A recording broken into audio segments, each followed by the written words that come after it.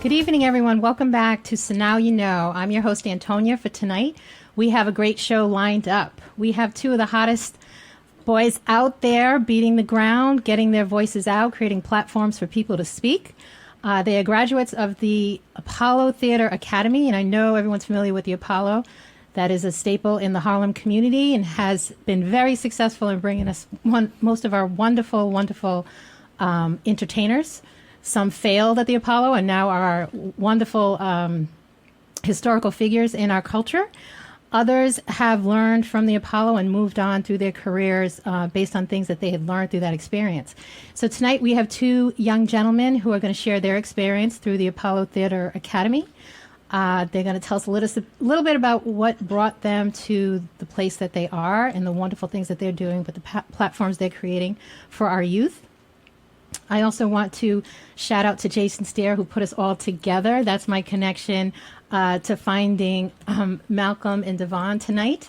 So we want to say a special thank you to him and all the fabulous work that he's doing at the Apollo Theater. So welcome. Hello. Hi. Thank you so much for joining me tonight. This is such a wonderful topic. Thank you for having us. Yes, most certainly. A little bit That before... was quite an intro. I was like, who's about to come out? Because Right, I know, right? She was like the hottest voice. I was like, it's actually pretty cold in here. Absolutely. I mean, I got really excited in talking to you guys because I was teasing the both of them about social media and the fact that this generation is just really tied into social media, and you can make it or break it, or you can figure out your presence and everything else just by the click of the phone and a screen. I mean, back in the day, especially our president, he loves to tweet. Well, chat. Yeah. yes, and we'll talk about media responsibility a little bit later. Responsibility on Twitter chatter. That comes with that.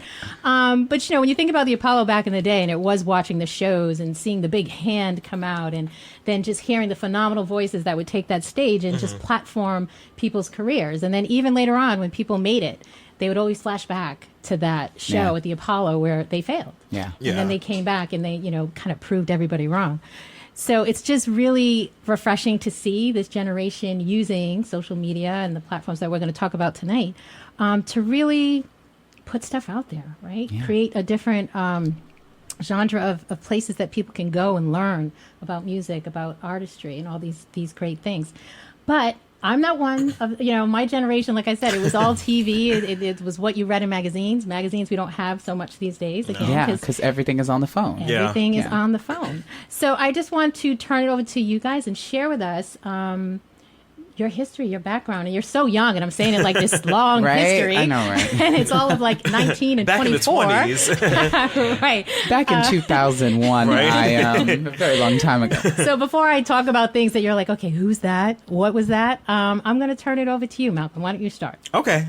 Where should I begin? The beginning. The beginning. All right. So picture it. Brooklyn, 1993. Oh my God. No, I am an Apollo Theater Academy alumni. I went to Gramercy Arts High School in Union Square. I also went to it all makes sense. I also went to Ronald Emmons Learning Center in Brooklyn, 113.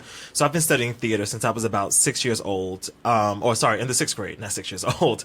And then it all kind of culminated at the Apollo when I became an intern back in 2010.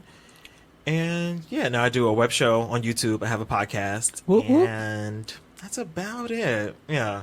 I'm trying not to give you, like, you know. I know, you're saying it's about it, but it's a lot more than that. But yes, that's the gist of the what Jackson movie. Yeah, the 6-hour By the version. way, his podcast, his web show is amazing. I love his web show. Yes, It's the well, best. you're both amazing. And just to put this a little context, the Apollo Theater Academy is a program that's run by the Apollo Theater. And as this program that the both of you did is out of high school. Yes. But they also offer seminars and workshops and just different opportunities for folks in the community to get involved in the arts, entertainment, to learn about the theater and what goes behind shows and so forth. So it's a wonderful program that they're offering at the Apollo that's open to everyone. But this particular program is and still is, available to rising seniors, I believe? Yes, rising seniors when it's the fall time. Yeah, no. Rising seniors when it's the summertime, and then seniors when it's the fall time. So either way it goes, it's got to be a senior. So let's hear your story, Devon. Where do I begin? Back in 1952. Years, right. So, okay. Well, I'm only 19 years old. I guess I would say I started the whole theater thing back in like second grade. I always was like very like, trying to be like imitating what I see on TV, whatever. But then my mom was like, you need to do something to get the train going. So I started doing ballet when I was in second grade. Yes, that's a thing. I don't mention that a lot.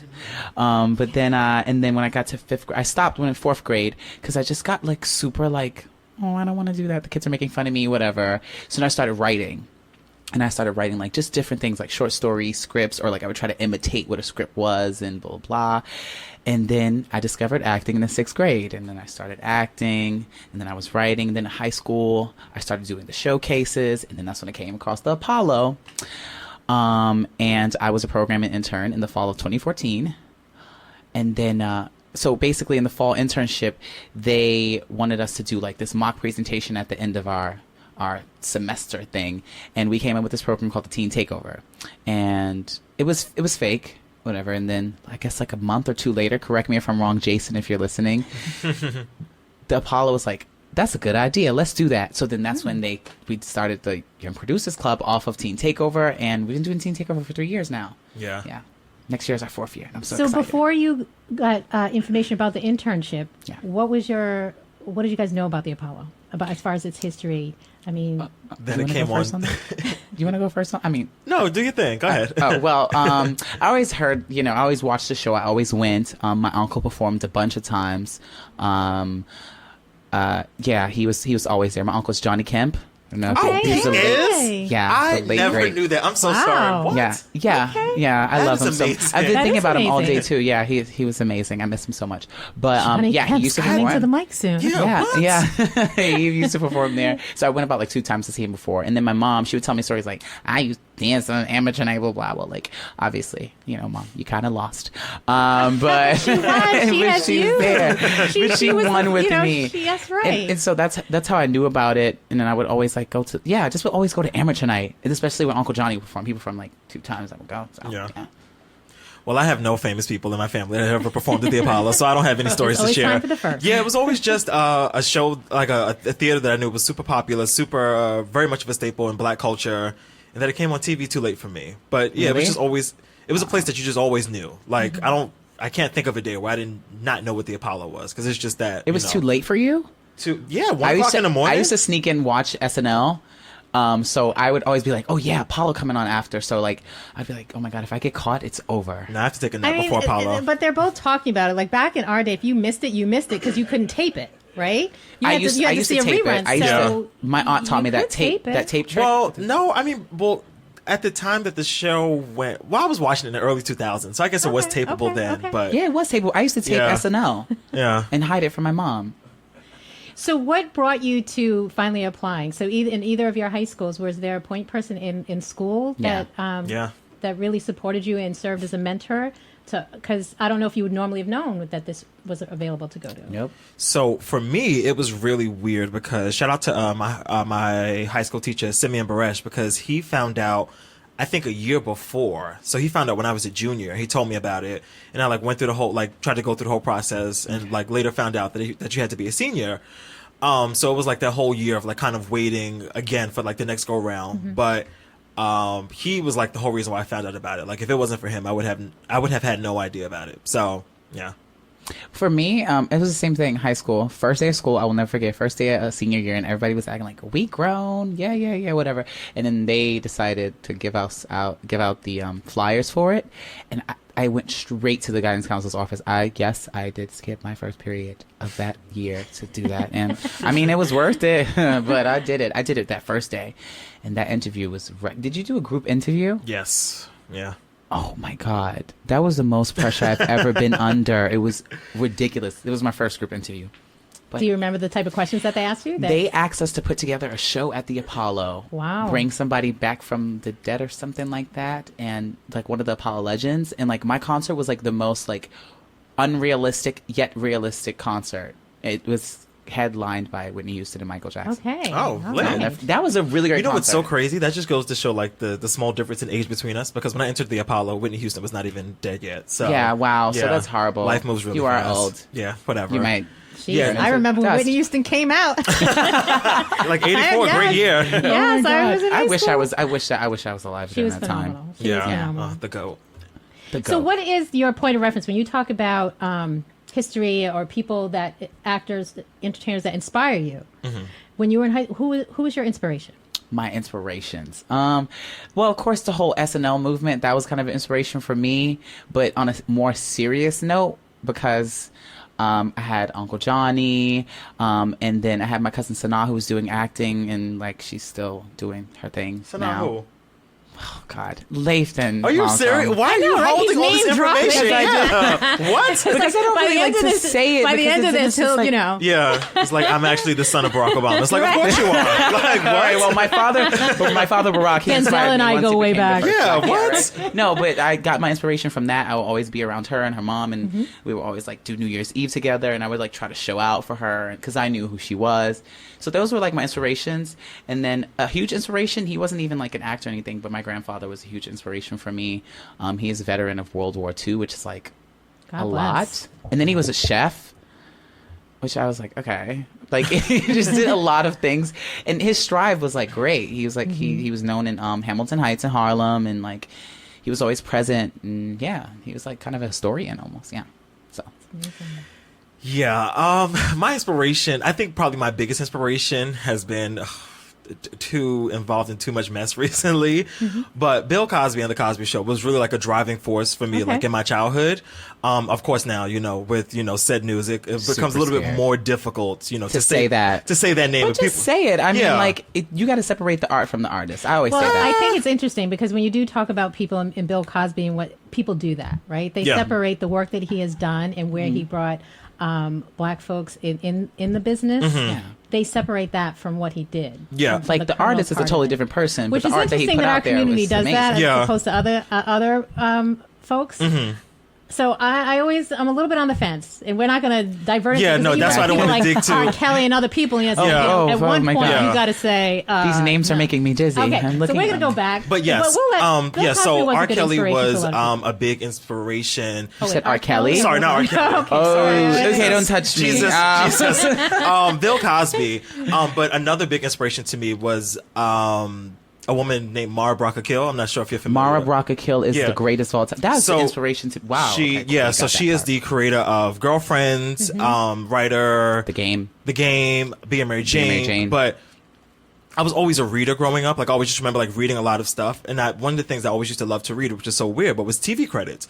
Like, I would always like TV credits, right? TV And credits. be nosy, like yeah, who's like the people would consultant always producer? like that. change the channel or like try to go to something else. And I would always be interested in like like who did this. So Mara Brock-Akil, before I even realized it, like she was Her and her husband. yeah, and they're- Salam yeah. too, yeah.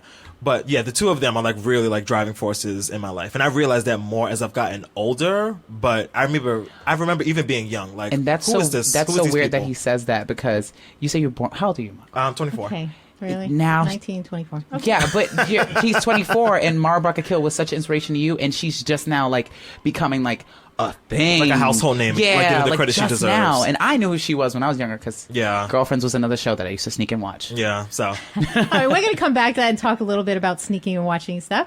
So stay tuned and don't go. Come back.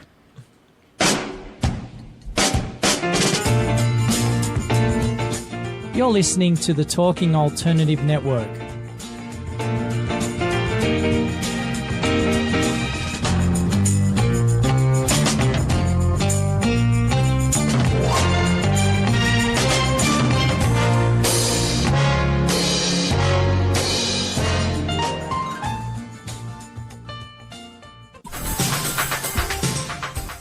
Who do you want to connect with? Are you an entrepreneur or intrapreneur looking to build your following? Welcome to our show. Follow Me Friday with Joan and Priya. Tune in every Friday at noon Eastern on talkradio.nyc. We're your digital connectors. Woo woo!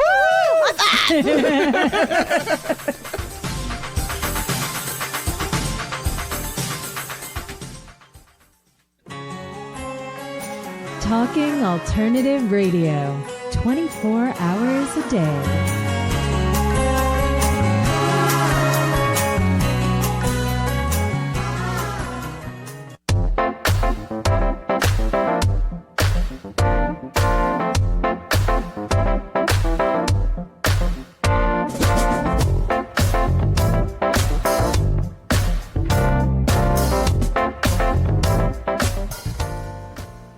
So we are back with Malcolm Smith and Devon Arnold, and we're talking a little bit about the Apollo Theater Academy and how that was an influence on their very young lives and creating the platform for these two to do some amazing things in the future.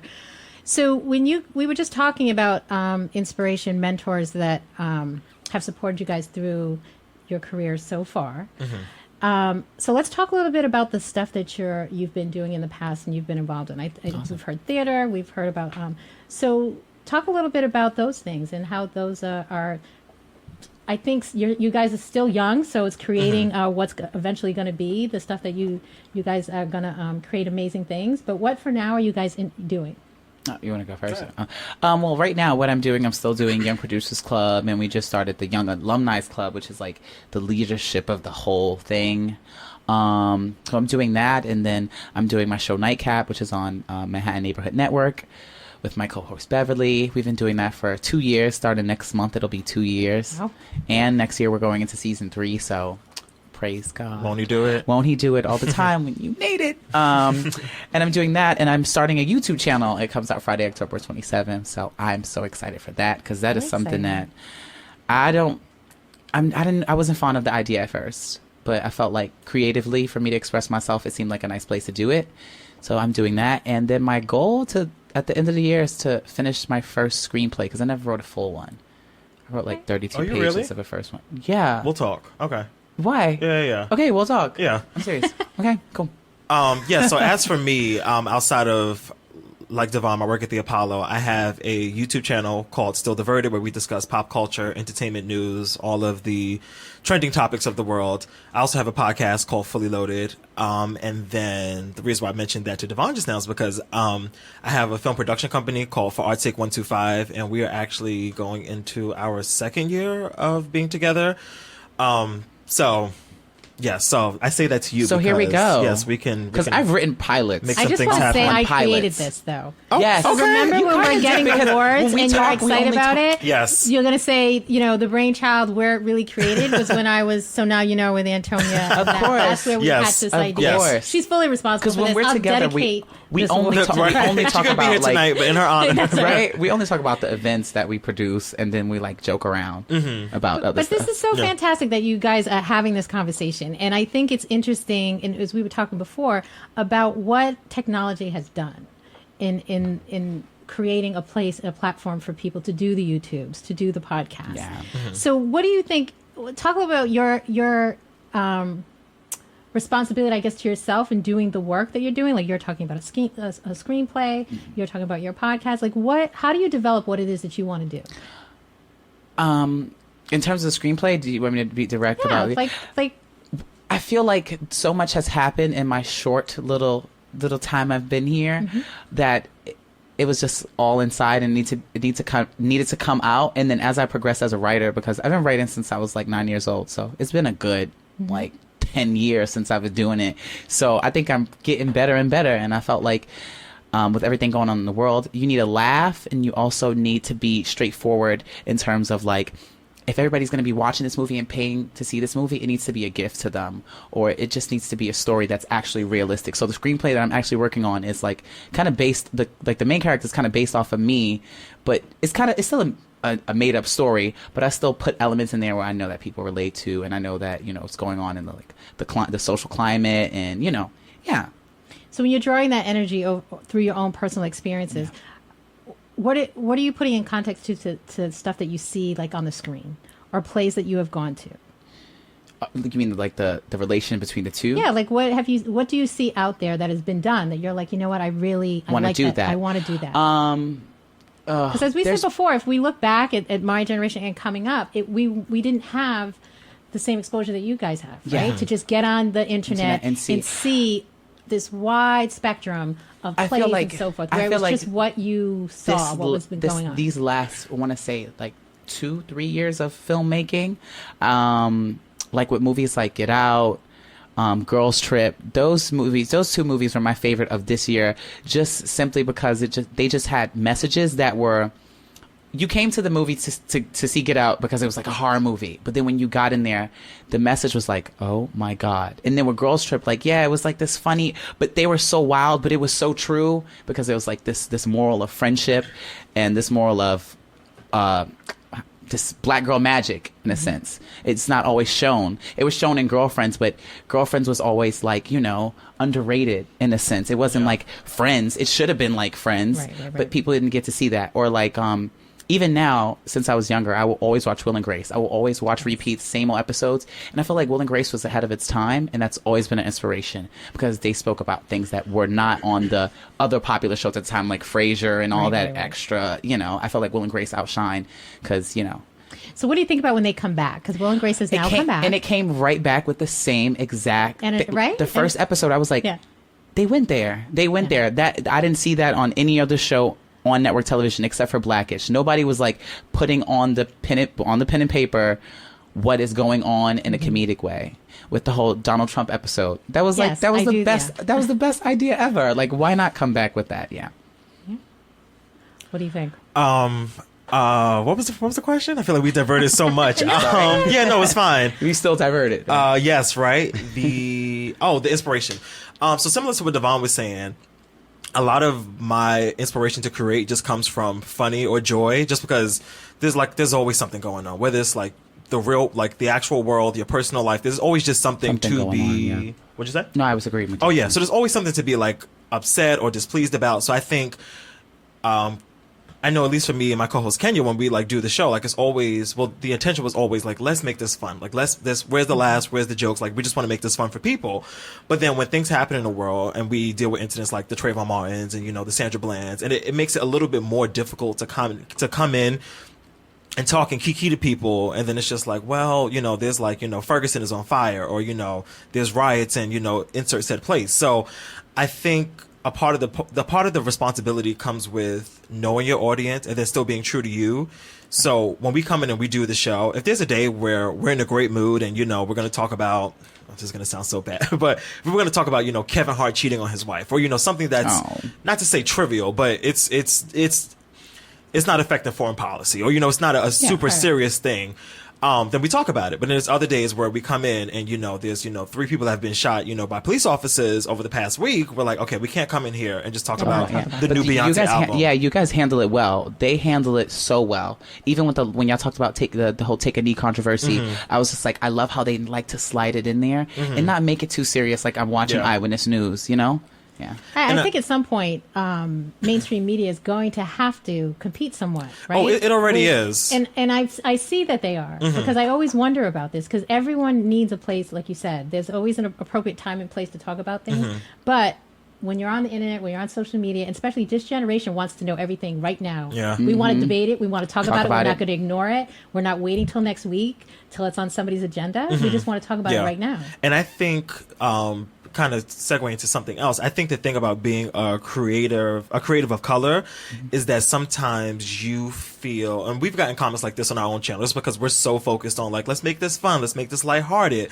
And there is, not for some reason, but there is sometimes a mindset in black people where it's like everything has to be serious, everything has to be like by the book. So like when you want to joke and you want to laugh, you get called things like coon, and it's just like y'all are shucking and jiving. It's just like, well, yeah. So and I can't stand that. Yeah, I know. Sometimes me and Beverly get the same thing because it's like, oh, you guys are 2 young people of color, and when they watch our dynamic, Beverly is more serious, and I'm the joke. But when it comes together, it's like everybody's like, well, it's this black show that's supposed to be like, I'm like, no, they it's want not it a to black be show. like, I guess like AC 360 360 or Roland Martin. It's just like that's just not what our purpose is here. Yeah. So I think just being a creative, you just have to know where you live in a space and where you live within yourself. Like I'm not I'm not Anderson Cooper. I'll never be Anderson Cooper. Like, Never. you just have to know He's how king. to balance yourself with the work that you do. So. And I do think it's interesting in that discussion in the African American community, because when you look at movies, like, I don't go to Medea movies. I love But the kid, right? So I have stopped. But the kids Yeah. who I work with, they know every last movie. They wonder Yeah. why I don't. had just- But for the same reason that some of your callers are saying to you, Yeah. I look at that and I like, what a platform where, as an African American producer, you could do some phenomenal work. And not that he hasn't done Yeah. He's done phenomenal phenomenal work, but it's a platform that we don't have to have 6 of them. Right. Right? Oprah Winfrey took it to the next level, right? But Made fantastic movies. So I do get that It we still makes do great need TV the shows. comedic it's side. so funny because yesterday me and my mom were talking about that because Tyler Perry was on Jimmy Fallon, and he said when they were like, "Oh, go see Medea Boo 2," he was just like, "Please do not go in my movie expecting Schindler's List. You're not going to get Schindler's List. It's Yeah. just, I want it to make you guys laugh." He said, "It is dumb. It's silly." And he's like, "It is legit, like, just funny. You're going to get your money's worth of just letting It go." is Like, that's why it came entertaining. out. It is- Like the it last is what one, it is. I went in thinking that, like, oh, it's like a horror movie. But then it was like just super silly and funny, and it made $100 million. I'm like, okay, Yeah. I see where he got that from. Yeah. So he uses his I'm gift. still Yeah, I'm no. still setting that a kind of I'm on the same old page as you. school way. But I do think when we look at film and you look at generation, it is generational, right? When you grew up with Spike Lee, you grew up with Yeah. all these like Yeah. political movies. You grew up with Dead Poet Society, all these like movies. John Singleton, all these folks, right? John Singleton. I'm trying to think of what the comedian movies were of that time. I mean, House Party, Yeah. right? But it was all going back to our communities and what we were doing. So I think now, which is a good thing going forward, that you have some diversity in the type of movies that African American producers can make. We still hold them somewhat accountable to Yeah. that, right? Yeah. So I am being harsh on him, but Because, you know, even he's with... done tremendously Oh, well. yeah, and has absolutely. overcome a lot of things in his life to be as successful as he is. Yeah, and even when you look like, I guess, like across the street at people like Ava DuVernay and like, you know, other Amazing. directors that are, you know, in the more serious lane, even they face criticism. I mean, not the same way, but there's still this like, you just have to realize that sometimes people will never be satisfied. People will Right. never And then, be satisfied.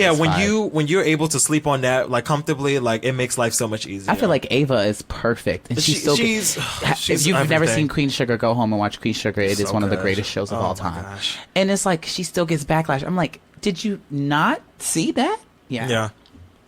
So I think there's a we could talk about it for days about all Yeah. the wonderful shows and Yes, these we could. things that that folks either like or they don't like. Mm-hmm. But when we come back, I want to talk a little bit about the controversial side of things, because I do think as a community we do hold ourselves to a higher standard of accountability, that we all have to be on the same page.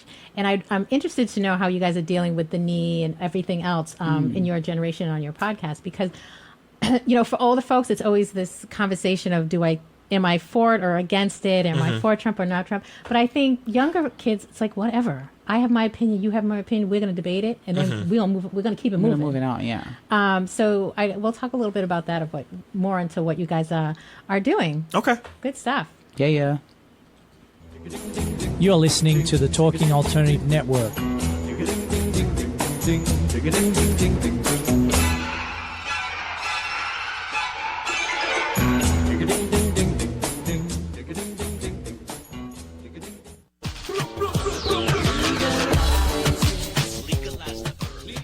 If you have an interest in marijuana, you want to know about marijuana, law, policy, and culture, then feel free to join me, Joseph A. Bondi, every Friday at 11 o'clock in the morning on my show In the Know 420 on TalkingAlternative.com.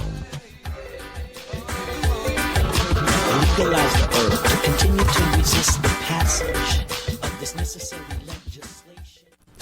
Hi, this is Rob Kay, And I'm Callie Alpert. and we're hosts of The Rob and Callie Show. Are you looking for a show that talks about real stuff like life, love, the pursuit of being yourself? Then you have come to the right place, because we cover topics ranging from chivalry to gratitude to your relationship with money and everything in between. So listen to us on The Rob and Callie Show, Tuesdays, 8 to 9 o'clock Eastern Standard Time on talkradio.nyc.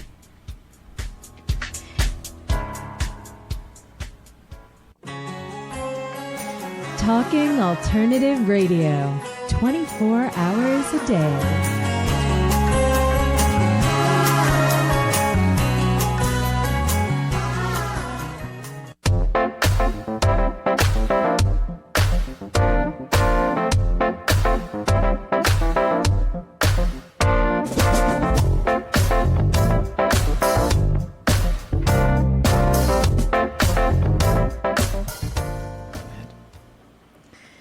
So we're back. So let me ask you, all-time favorite movie. Oh my God. Take a moment. Take a moment. I already have it. Can I list? I've seen it. Can I do a list? No. Can I do no. a like list? four? No, Four. Like no, four. that's why I said take a minute. All-time oldie. The oldie that's a goodie. Maybe that'll cut down your list. Okay. One that's the oldie and the goodie, and the more recent one that is also your go-to. Okay. You're Who's my ready? oldie. I'm ready for my oldie and my Yeah, go goodie. ahead. No, go. You Oh, go. jeez. Okay, so my oldie, which really isn't fair because I know there's been movies for years and years and decades, but my quote-unquote older movie, which only came out in 2006, but it really did have a big impact on me, was Dreamgirls. Like, I remember sitting in the such a good theater, movie. December 27th, remember the date, remember people standing up for Jennifer Hudson after that scene. Remember Like, the play. that was a very, like, whoa moment for me, like, in cinema. So that was, like, my, I guess my oldie, which really isn't that old. But my, I guess, like, pick up today would have to be Moonlight, because Moonlight was not as a gay black man, it wasn't the first time I saw myself in media. Like, there were shows like Noah's Ark, and, we had random one-off characters on, like, sitcoms and stuff. But I think that was the first time where I really saw, like, a gay black man, not to say as a man, but like as a full person. Yeah, like because it was in stereotypes. Yeah, it was fully all. rounded as a whole person, and nothing. he got to discover himself. That was never seen for a gay black man. Like, on and nothing screen. against Noah's Ark, which is a great show. But Noah's Ark just served as a different function. Like Noah's Ark, we didn't see his development. Yeah, the four main characters on that show, we met them at their point in life where they had already figured out who they were. Right. But there wasn't like like. In Moonlight, we see, Chiron, when he's like 8, and then when he's like 14, and then when he's like 30 or 25 or whatever. So it's just amazing. I'm so happy they won the Oscar. Like, Wait, it's you're so talking good. about La La Land, though. Don't forget you're talking about La La Land. Who's talking about La La Land? No, Remember, La La because Land. La La Land was Moonlight, apparently, Well, for everyone. I'm kidding. On my TV, I saw Moonlight win. So Okay, so my oldie, because I'm youngy. So my oldie is not fair, but it's fair. It's Mean Girls, and the reason why I say Mean Girls is because Tina Fey wrote one of the best screenplays ever, it's a ever great in movie. life. I like Tina Fey. I don't know why I just imagine her sitting there at a computer, like just going off. I mean, like everything that everyone says in that movie is hilarious. Yeah. It's like going It's back very and forth and quotable. back and forth. But it was so good to be a teen comedy at the time. It was so good. So that is my favorite. I know every word. That is my favorite. and it still stands the test of time. Yes, Like it's Yeah, over exactly. 10 years old. Yeah, it's like yeah. I think It 14 years old really at this is, point, and it's still so good. It's like Pulp Fiction. Yeah. movies of my most recent, well, it's not recent because it was like 6 years ago. My most recent movie that I think was my favorite movie of all time, Bridesmaids. Once again. Okay, that So you was got a screen- You have like a type of movie that you like. Yeah, though. you like the comedy. Yeah. I love a good comedy You like that a is good not laugh. afraid. Because those are in the same lane. Yeah. Like 'Cause- older, but yeah. Bridesmaids was just so good. And I had seen it. You won't believe it. I had seen it before I went to church. I woke up at like 6 in the morning and my aunt was like, Priorities. I got some, because she was part of the voting for the Academy. And she's like, I got some DVDs there, like the okay. pre-DVD. So she's like, just watch. And I was like, all right, I'm going to put in Bridesmaids. My mom wasn't around, so I Yeah. watched it. Now, sorry, which famous aunt is this? Because I just know we're about It to hear wasn't the a name. famous aunt. Okay, all right. But, Not so famous aunt. Right. Like, is she Right. like, Like a D-lister? also, she's she's a at the diva. kids table. She's not the A table. What that says a lot about you, though, is that you love watching women on screen together. Yeah, From oh. Girls Trip to Mean Girls. You enjoy watching like a cast But of women. Bridesmaids was sick, and Yeah. I was like, yes, I need to write a script where everybody is like cursing and being so extra but realistic, because this is how it is. But have in you real seen life. Set It Off? Oh my God, Set It Off should have gotten a Best Picture nomination. I've said that since I was younger. Set It Off was It one of my ultimate I favorites. cry Yeah, it's a good every. movie. And so even when I saw a Girls Trip and they made the reference, And she said, Yes. that "Yeah, was Set half It the Off." theater was like, woo!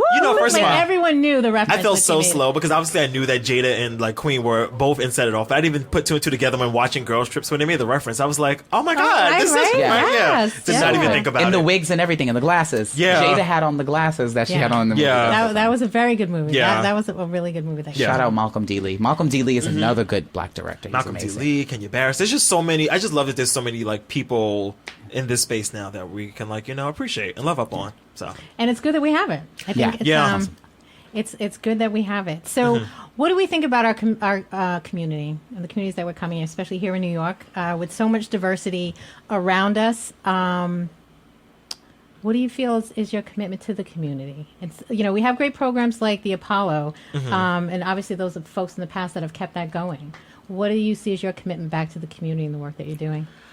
I don't think it's one thing necessarily, and I think, well, community is a weird word, just because I think some people just automatically associate it with where you like where you sleep at. Yeah. But community is like how you identify, what your nationality is, what, like, there's so many things, what you're into. So like I love the show Insecure, so I feel like I'm a part of like the Insecure community. So it's so like you just live in so many different spaces. But I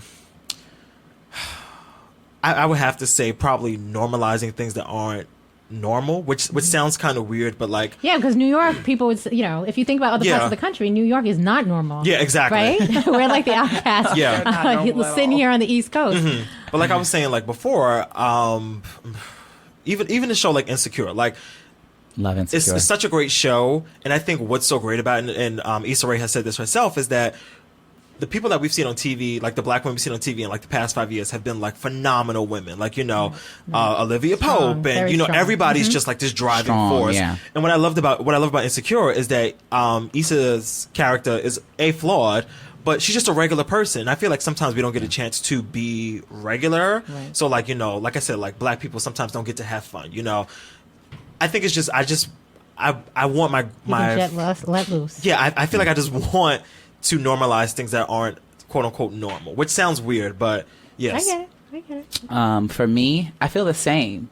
That whole insecure metaphor that you just, because even like with shows like Being Mary Jane, here we have a black woman who, like, I always found it so symbolic. She lives in a glass house, but she's so broken. That's deep. You're so right. Yeah. And the way the cinematography is set up, you can always see you through always everything. see glass. Yeah, that is wow. See, I love that. I just watch it. I think it's a fantastic show. Yeah. No, shout out to you. Switch it up a little because I think we have Beverly on, and we're gonna share with Beverly Danquah. Am I pronouncing Beverly it right? Danquah. Danquah. How are you, Beverly? I'm good. How are you? Good. Welcome to the show. Hi, she is Bev. another alumni of the Apollo Theater Academy. Yeah. So, Beverly, we have just been chitty-chatting over here about the experience with the Apollo and how that became a jumping board for the great things that you guys are doing in the community. So why don't you share with us what you've been up to and your experience at Apollo and how it continues, I should say, your passion for what you're doing.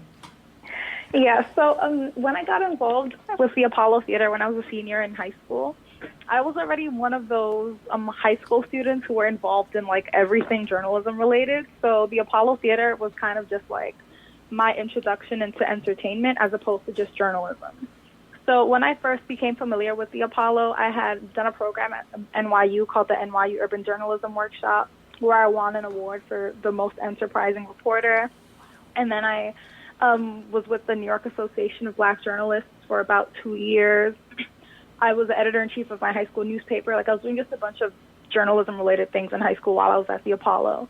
So I feel like the Apollo helped bring me out my shell and helped to increase my confidence, because being someone who wanted to go into broadcast journalism or just like journalism in itself for the media world, the Apollo Theater allowed me to have a voice and allowed me to meet people who would bring things out of me that I didn't even know that I had, talents that I didn't know that I had, and things that, like others would tell me I should probably not do, like, like take the safe route, be a doctor, be a teacher. I had people telling me about things about careers that I didn't even know existed, things that I didn't know that I could do. So I'm really glad that I got myself involved with the Apollo in that sense. And in 2015, when Devon and I had graduated from the Apollo Theater's Academy, and then we went on to eventually start the Apollo Theater's Young Producers Club, I was so shocked that an event that we created or an event that we envisioned was coming to life, and it was coming to life alongside a group that the education department at the Apollo thought we were so great that we should start. So yeah, everything's been really, really, really great with the Apollo, and I'm so glad that I got involved and that I'm still involved, and it's a great place to be, and we're always looking for new ideas and new events. So if anyone's listening and has any ideas for us, we'd love to hear them. Wow, I love you. So what are your goals? What's your ultimate goal? What would you ultimately want to do? Do you want to write? Do we have a book in you? What? Ultimately, I want to be a senior legal correspondent for a news organization. Okay. My goal is to go to law school and to hopefully be able to do a dual program where I can get a master's in journalism and a JD at the same time. I'm currently a junior in college, so I'm at that point where I'm looking at law schools and looking to see what the next steps are and what programs I should probably enroll in that would help with like the LSAT and things of that sort. I'm currently interning at ABC with a show called Nightline. Oh, nice. Okay. So, yeah, working really closely with different legal correspondents, making the time to talk to people like Sunny Hostin when I have the chance. Love her. Just interacting with as many people as I can to get more insight on the industry and the things that I should be doing, the steps I should be taking now to reach my goals. So do you watch some of like CSI, Law and Order, those type of programs? Like, because I'm a lawyer, so I am a sucker too for all those shows. Really? Yeah. So do any of those? Are you interested in those or?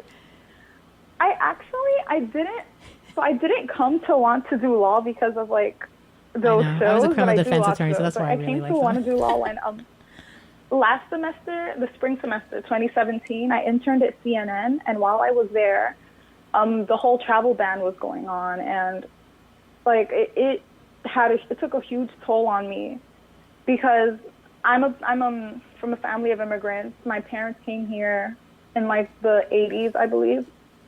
So like when like everything was going on with the travel ban, I was like, wow, like what if this happened at a time when my parents wanted to come here? Or, you know, you just never know. You can't target 7 countries and say people aren't allowed to come to this country from there because a couple of people ruined it for everyone, you know. So at the time, I was watching different networks. I was watching a lot of NBC, CBS. I was just taking in as much news as I could, and I noticed that like a lot of different networks weren't explaining the travel ban as well as they could, and I didn't understand what the statutes of the law were and what it meant, what people couldn't do, why people were still at JFK and couldn't come into the country. Like I really fully didn't understand what it meant. So from there, I spoke to like the president of the ACLU came to CNN to interview with Fareed Zakaria 360 on a Sunday, and I spoke to him and his communications director, and they were giving me all this advice, like, you need to go to law school, we need you in this industry. And I was like, oh my God. And so like from there, I just told myself, you know, I'll have law in the back of my mind. Like, it's not something I necessarily have to do, but like I'll keep it in the back of my mind. And then like it just kept coming back, you know, like things just kept happening in the news. And I was like, I really wish I could understand this better. And I know I could understand this better if I had a legal background or understood the law as well as others do. So. Well, I mean, I will say having a law degree is great, and there are wonderful things that you can do with it. But I think it's always refreshing to see folks that want to go to law school who have an idea of what they want to get out of it. And I think, you know, I went to law school right out of my undergrad years. So it was a lot of like, I didn't know what I wanted to do. I kind of knew I wanted law, but what type of law? So I think that's fantastic. I think you are ahead of the game. And I can't wait to hear you is ahead reporting. Of the game. I love you. No, honestly, I love co-hosting with Beverly. Best experience ever. So you're at which network? Or where do you guys run the show? Manhattan Neighborhood Network, the youth channel. Nightcap. We're now season 2 is now airing. I just got word not too long ago. Days, times. When does it come on? Oh, Monday and Friday on MNN 6 o'clock and every other day on Brick TV. Yes, Brick TV, Free Speech at 9:30 or 7. They play it all over the place. And Nightcap Week is happening in 2 weeks. They're going to play it every single day at 6. Yes. All new. You guys are awesome. Doing all this at the age of 19. Yeah. Okay. Oh, and then the YouTube channel. All right. Friday, October 27th, Devon Arnold. It's going to be amazing. We will be right back with more of the wonderful things these guys are up to. Awesome. Guys and girls. You're listening to the Talking Alternative Network.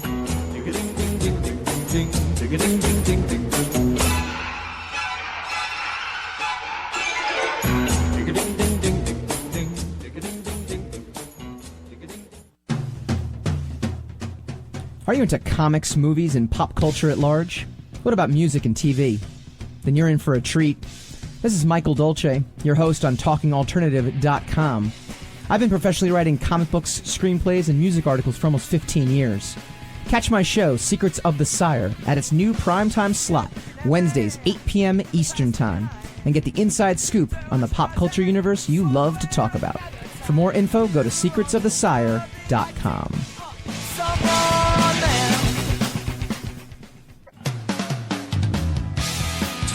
TalkingAlternative.com.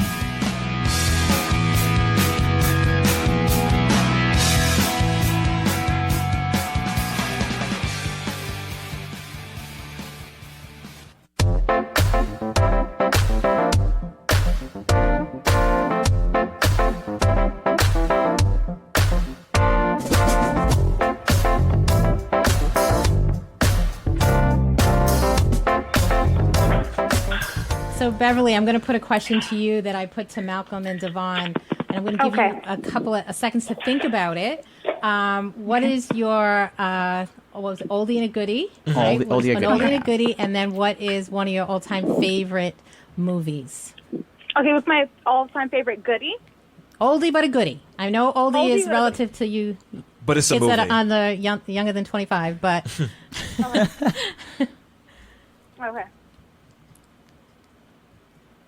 Wait, are we off of commercial? yes, I'm girl, sorry. we're live. Off a commercial. We're live, sweetheart. We're off a commercial, baby girl. Where's the music? Okay, so my oldie but a goodie, Devon already knows that I admire, I love, I just appreciate Anita Baker so much. She is my all-time favorite. She's a good one. We're talking. I'm sorry. She is my fave. I love her music. I love the passion she gives us in her voice. She just we don't get that anymore. You know, like people are. I don't get that from any other artist. You know, Bev. She's a wonderful storyteller. I think that's the beauty of Anita Baker's Bev music. is obsessed with Anita Baker, but the question was about a movie. Yes. That's okay. I don't know if she caught the end of it. Okay. Sorry. But I Bev do is like obsessed Anita with Baker. I do Bev, think she's Bev an all-time. sings Anita Baker story. when we're getting ready for to film. You don't want to be sitting next to her. You don't. Movie. I really can't pick. That's kind of hard. They had difficulty too. I had to give them a couple of seconds to think about it. Man. Devon, what did you pick? I picked Mean Girls for my oldie but goodie, and my recent one I picked Bridesmaids because I'm obsessed. Okay. With Bridesmaids. Do you want to hear Malcolm's too? Will that help you? Don't judge me, but my new one might be It. The movie It. Oh, I heard. I'm judging. No, wait. I'm not judging. I'm not judging I don't know if I saw that. Sam, did you see it? because I heard the cinematography and the storytelling was what Stephen King wanted, and I appreciate that because Stephen King is one of the best writers ever. It was on point. The storytelling was good, on right? point. Yeah, I heard that was really good. I'm just scared to watch it. Dirty Dancing.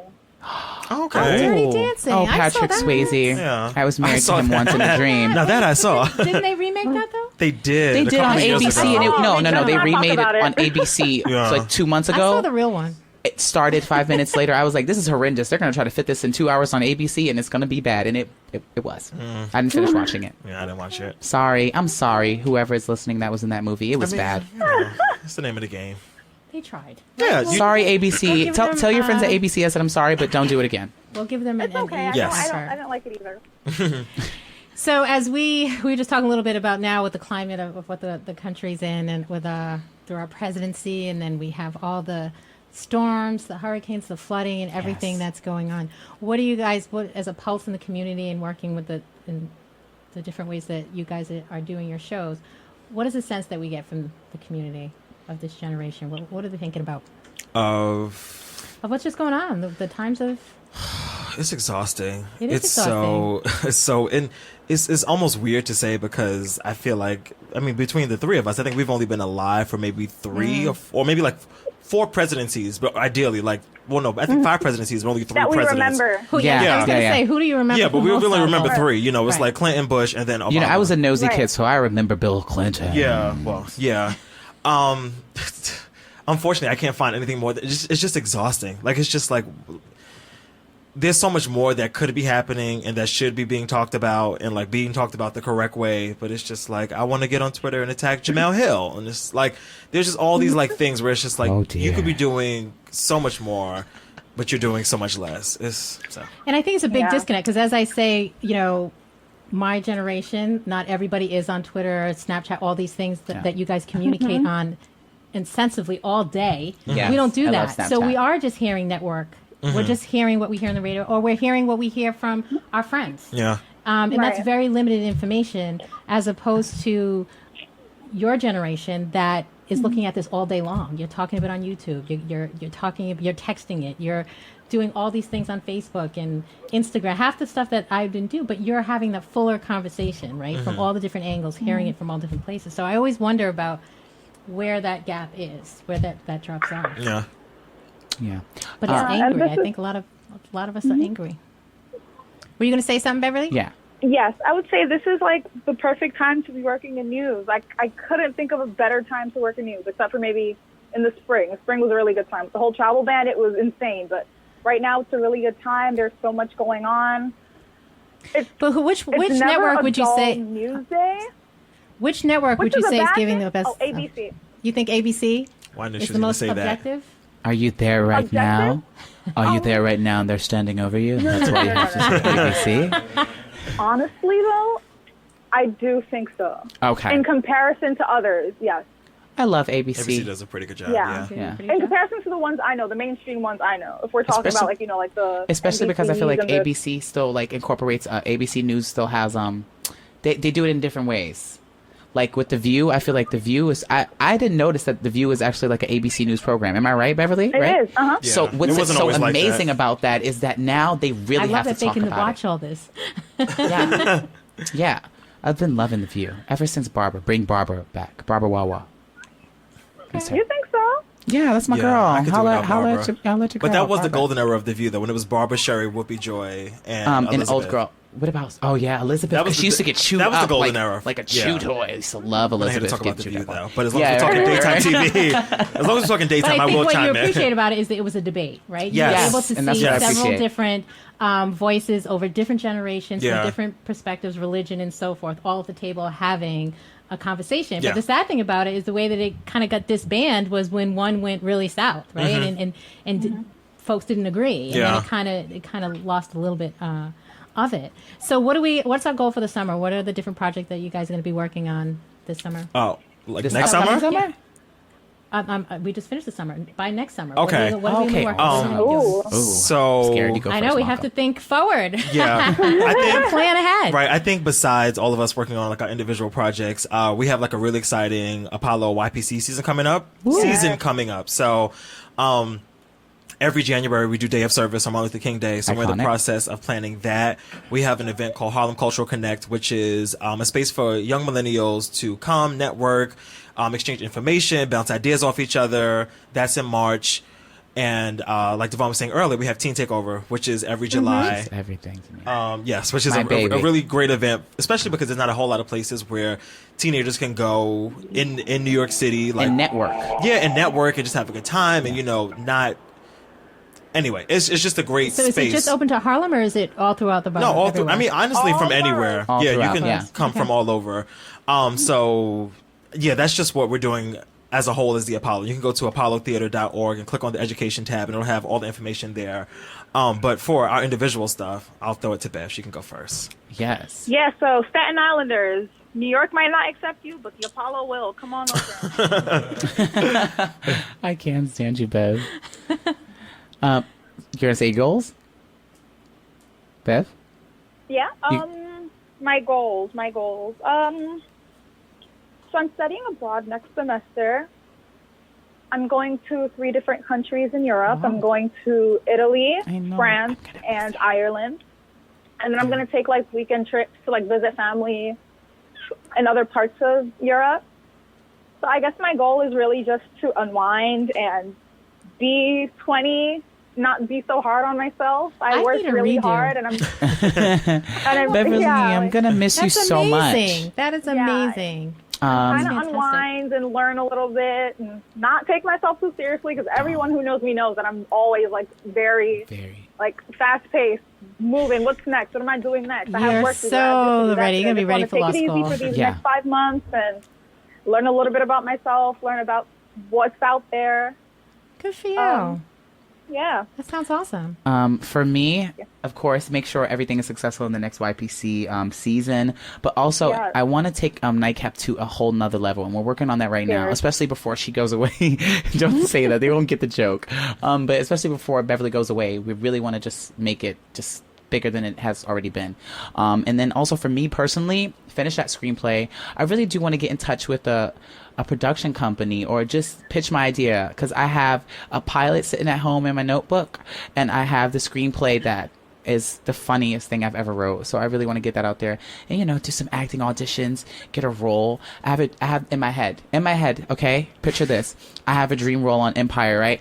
Where I play a new production assistant, and Cookie Lion and me and her are going to be eye to eye, and I'm going to argue with Terrence Howard. That's a goal in my acting doesn't career. your aunt or cousin, doesn't any of them know her? They have to. They have to. They work on the same networks. They have to. Yeah. I won't dig that deep into I won't it. dig that deep either, because that's a reach.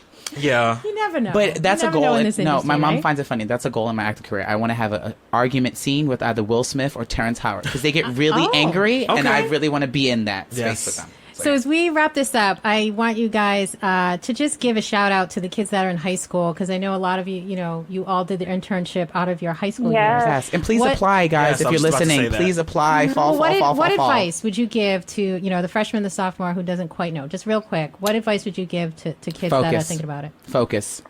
Your friends aren't everything. I like that. When I was in high school, I always felt like I didn't fit in because my friends wanted to be doctors and lawyers and wanted to do all these great things. And I didn't want to do that. I thought I wanted to go into the arts or do something media related. So if your mind is telling you one thing and you really like something, look into it and see what careers are out there. Because right now you're kind of young and you don't really know what kind of opportunities are out there for the field that you necessarily want to go into. But do some research, talk to people, get out your comfort zone. Don't bottle up, because you're going to go to college or you're going to do whatever it is you have plans for the next few years, and you're going to have to meet people. You're going to have to talk to people. You're going to have to learn a little bit more about yourself. So do that now. Don't be too to yourself. I used to do that, like just wanted to be around me and no one else. Just open up. That's great advice, Bev. I would say really quickly, these days don't last forever, so I know it's going to be rough, but you'll get through it, and find something that you love and run with it. Like, passion is always going to be like your biggest gift to yourself. Like, find something you love and run with it for the rest of your days. So awesome. You guys were all amazing. Amen. Thank you so much for joining having me us. tonight. Thank This was great. So Rob and Callie are coming up next. I hope you enjoyed the show, and we'll see you guys all next Tuesday. You're listening to the Talking Alternative Network.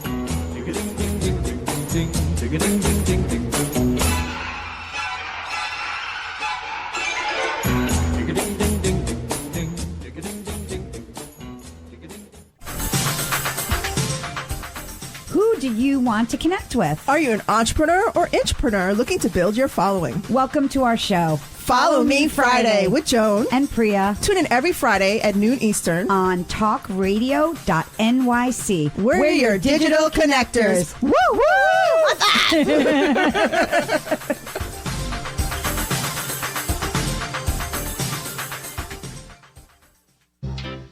Hey, all you crazy listeners. Looking to boost your business? Why not advertise on Talking Alternative with very reasonable rates? Interested? Simply email at info@talkingalternative.com.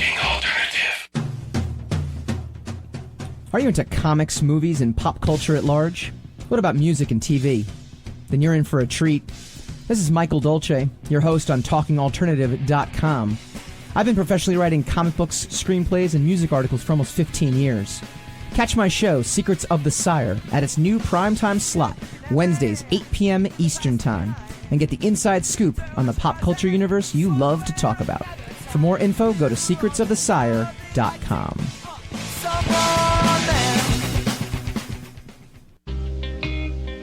You're listening to the Talking Alternative Network at www.talkingalternative.com. Now, broadcasting 24 hours a day. Talking Alternative. Hi, this is Rob Kay. And I'm Callie Alpert. And we're hosts of The Rob and Callie Show. Are you looking for a show that talks about real stuff like life, love, the pursuit of being yourself? then you have come to the right place, because we cover topics ranging from chivalry to gratitude to your relationship with money and everything in between. So listen to us on The Rob and Callie Show, Tuesdays, 8 to 9 o'clock Eastern Standard Time on talkradio.nyc.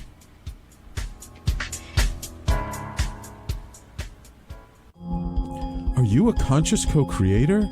Are you on a quest to raise your vibration and your consciousness? I'm Sam Leibowitz, your conscious consultant, and on my show, The Conscious Consultant Hour, Awakening Humanity, we will touch upon all these topics and more. Listen live at our new time on Thursdays at 12 noon Eastern Time. That's The Conscious Consultant Hour, Awakening Humanity, Thursdays 12 noon on talkradio.nyc.